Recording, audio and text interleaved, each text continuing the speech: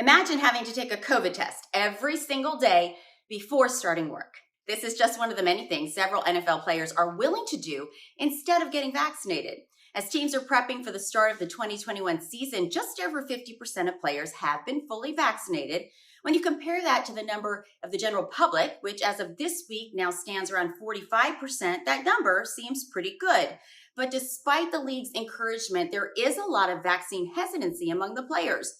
Those who are unvaccinated are not saying much about why they're refusing the jabs, but there are some common themes.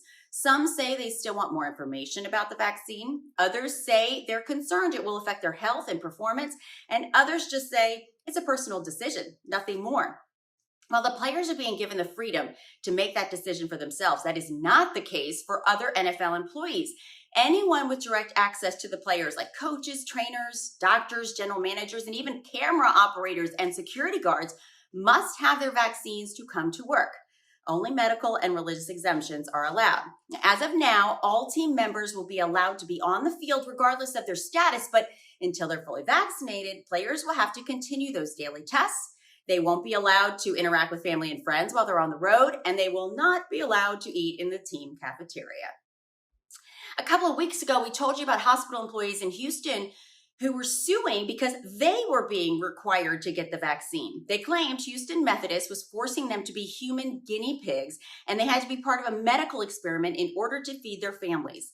Nearly 200 employees were suspended for refusing to get vaccinated, but a federal judge quickly dismissed the suit, saying the hospital's requirement does not violate federal law or public policy. He was also upset about the lawsuit comparing the hospital requirements with medical experiments done in Nazi Germany. Attorneys representing the employees claim that this was just the first battle of a very long war. The U.S. Chamber of Commerce recently released a poll that highlights how the pandemic has changed the face of the American workforce.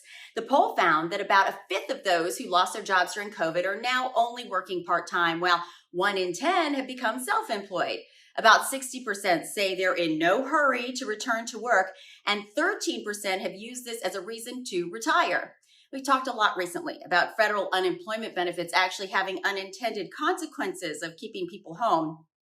Of the people polled, 13% agree that it is not worth looking for work while they're getting the extra benefits.